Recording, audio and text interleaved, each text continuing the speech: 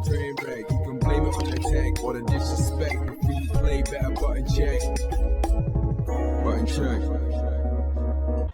What is up, Butt Check family? Welcome back to a beautiful set of buttons, a New Year's Eve set of buttons that need to be checked. Chapters down below if you want to skip around. Sub button right there on the race to 60K and beyond. We're there, y'all. 2024 is upon us. Did y'all realize today's date is literally like 1, 2, 3, 1, 2, 3? Am I the only one seeing that? 1, 2, 3, 1, 2, 3. That's crazy as hell. Anyway, thank you guys for the amazing 2023. We'll cover a lot of this at the end of the episode. We still got some buttons to check. We'll do the mushy stuff at the end. But for now, ladies and gents, hey, have a great day. Let's go. All right, now into the first set of NRS Community outdoing the NRS devs buttons that need to be checked. This will make sense in a second. Okay, so there was a tournament. Well, first up, let's back up. So we all know MK1, right? Came out. A lot of people were hoping for big money, right? Because Capcom put up the big $2 million, right? When it comes for Street Fighter 6. So they were hoping that when MK1 came out that they were gonna match or at least kind of come close to what Capcom was doing. Because we all know at the end of the day, Mortal Kombat outsells Street Fighter. That's just the way that it usually goes with the product. So a lot of people were thinking, you know, they got the money, maybe they might do something good, and then no. They came out with the pro competition.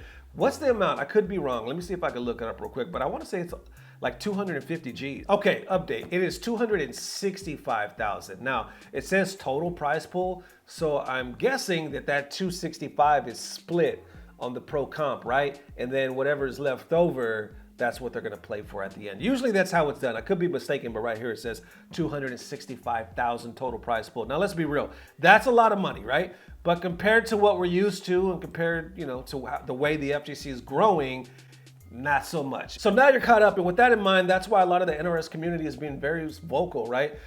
Begging the devs, like, let us crowdfund this pro comp, right? Let us do something, Matcherino, something, because we could raise the money and actually make it worthwhile. So far, unless I'm mistaken, I haven't heard any response from the NRS devs at this point. Of course, it could always change, but as of right now, we haven't heard anything. But that hasn't stopped the NRS community from doing the damn thing recently, right? Destroyer FGC, I'll put his information on the screen, definitely link down below, had a godlike wrap-up tournament, right? The final the final COTR, which stands for Champions of the Realm. Oh, and if I'm not mistaken, so it was not only Destroyer, right? But it was also Just Nasty, and Caboose, because I know Caboose was commentating as well. So definitely check those guys out. I'll put all their links down below. So, all right, Champions of the Realm. One of the main things that stuck out, not only the hype action, but these guys raised, crowdfunded, over $8,000. That's what was catching everybody's eye, like, holy shit.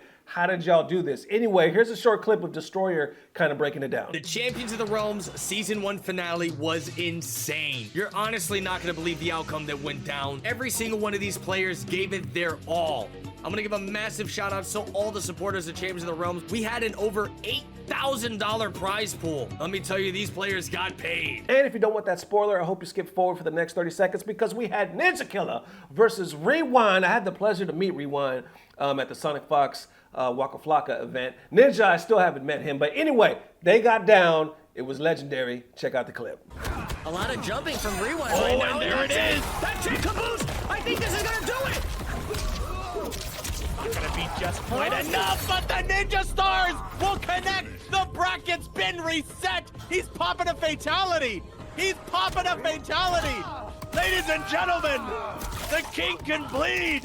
Ninja Killer has lost a set for the first time in his entire Champions of the Realm run. That fatality's out of pocket. My goodness. Look at his Rewind is pulling off what could potentially be the most impossible comeback, the most impossible win of his entire life. So there you have it. And for the final conclusion, you got to check out the tournament, baby. Link down below. Definitely go on over to Destroyer FGC's channel and check it out. All right, and from there, the FGC is reacting. I see Zombat posting this, right, saying, shout out to Destroyer and Caboose for hosting a COTR for the community. It was an enjoyable tournament to restream, and the prize pool was insane. This tournament is entirely crowdfunded and is equal to our offline events. Please allow crowdfunding for the pro competition. And you see other people responding, and there you go. So It's going to be interesting, right? Community is definitely outspoken. I don't understand. It just makes sense, right? Why wouldn't you allow something like this to happen? It's no more money out of NRS's pocket. I'm sure there's a way they could figure out to be like, hey, y'all add it. I mean, who knows what they can get the price pool up to. But anyway, as of right now, yes, the 265 compared to the bigger picture is very slim. Looks like they're hurting in a way. It doesn't send a good message, right? As far as like the FGC and whatnot. Some could say on the other side, can beggars be choosers? But that's just the thing. We didn't think we were in the begging stage no more. Now, granted, we could always make those grassroots jokes of the FGC and we're broke community and yada, yada, yada. But let's be real. The way esports is going right now, the race Street Fighter 6 and possibly Project L, the way these bigger things are going, are we really still that community that should expect and accept crumbs? How y'all feeling? Let me know. All right, next up for them Tekken 8 colorblind. That's right. Buttons that need to be checked. Okay, so y'all know Tekken 8 is on the horizon, right? It's releasing sometime, I completely went blank, right? Sometime at the end of next month.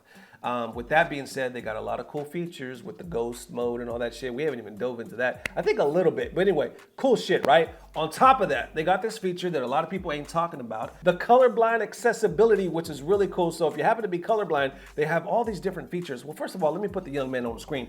It's at It Whiffed, right? that's his tag. At It Whiffed says, why is no one talking about the colorblind accessibility of Tekken 8? Literally no game has done this. I guess that's an arguing point, right? Because I saw some other people commenting on that. But anyway, the main point is, check this out. Obviously, if you're not colorblind, it might be a little hard to watch. It is, I'm not gonna lie, it's a little hard for me to look at, but still, the fact that they did this is dope. They even have more right here. He adds to it, said even more colorblindness filters. This is insane. And you can see how the different highlights and, you know, just the way they kind of mess with the contrast, I guess to help you see it, obviously. Okay, so this is a cool thing, right? And they are to be praised. But apparently, one of these color schemes, right? One of these things is actually causing people to have migraines, and a lot of players are complaining about it. I want to say I even saw IGN.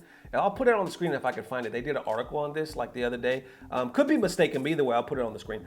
So somebody by the name of Ian Hamilton writes, tagging Harada, said you urgently need to remove one of your filters, the striped one. It cannot be present at launch as it may hospitalize players or worse, in the same way as the infamous Pokemon episode. The approach with the filters in general would benefit from rework. They generally don't help. The internet was good and the technology is good, but the focus should be on the players with low vision, not colorblindness. Filters aren't a fix for colorblindness. Then down below, you can see where they add to this saying, at the very least, there should be a photosensitivity warning when turning on that filter. Ian adds to this saying, at the very least, it should be deleted. The way that people find out that they're prone to seizures, which can be fatal, is by having one. The internet behind it, i.e. separating characters by something other than hue, is fantastic, but this isn't the way to achieve that. Okay, in the clip in question, I'll play it real quick. This is the first one, the main one that sticks out for the color blindness in Tekken 8.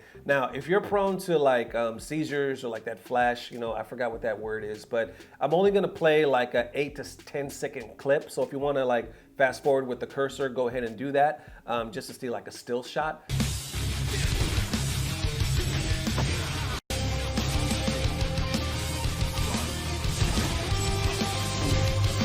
And it goes deeper. I see Morgan adding this, saying, please stop tagging me in the Tekken 8 colorblind stripe filters.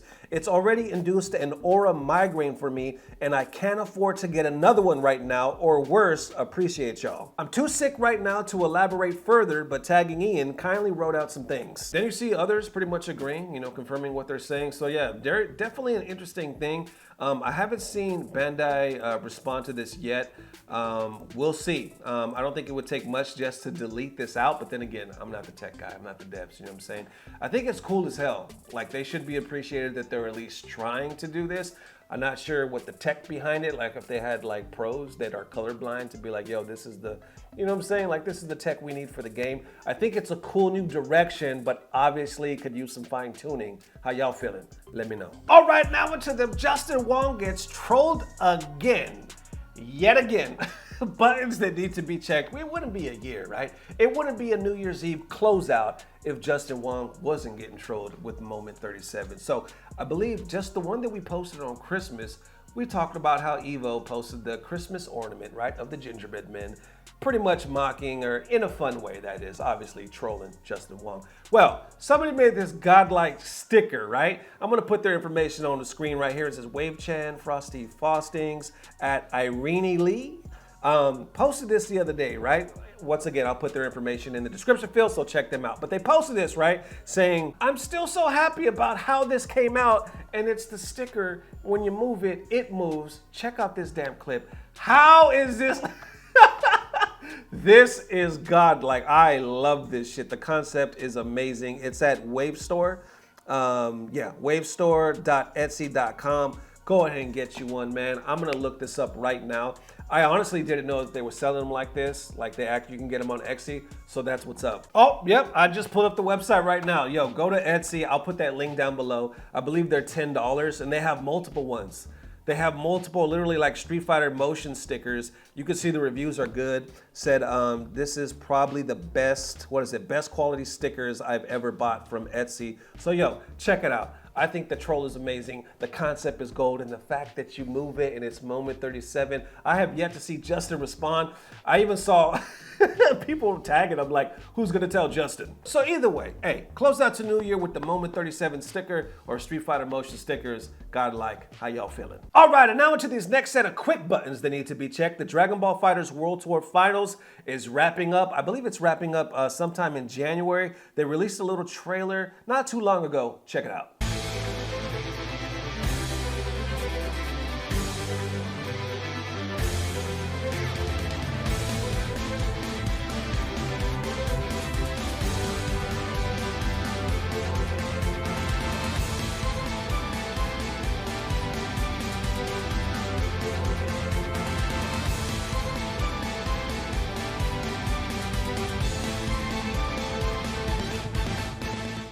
And next up for the last set of buttons of 2023 that need to be checked, the Tekken World Tour is also coming to an end next year, right? And Bandai did something godlike. Like in order to promote it, like to get people excited about it, because I believe it's gonna be in New Orleans, right? They're actually doing like these, almost like these, kind of like a diners, drive-ins and dives, that whole TV show. They're doing it with Majin Obama, right? I believe Tasty Steve and Honzogonzo, if I'm not mistaken, he's actually producing the whole thing. And of course, all their information down below, definitely show them that love. We're gonna check out some quick clips. You guys are gonna enjoy this, trust me. Let's go. Make sure you tune in to the live stream on twitch.tv/Tekken from January 12th to January 14th. I'll see you guys there. Everybody be easy. January 12th, man, it's right around the corner, right around the corner. And it doesn't end because they did another one. This is the one with Tasty Steve, let's get it. Hey guys, Majin Obama here with Tasty Steve, and I'm super excited to take you guys on a journey through the city of New Orleans on the iconic St. Charles streetcar. Well, look, I don't drive too often, and there's going to be a lot of people here for the Tekken World Tour Global Finals, and we like to ride in style, so let's check it out. Let's hop on, man. So it seems like every place that we've been to in New Orleans has like a lot of history behind it. Talk to me a little bit about the history of the St. Charles streetcar.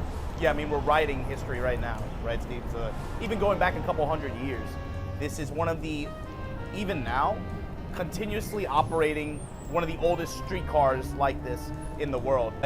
It's kind of like an interesting snapshot of the city in its own way.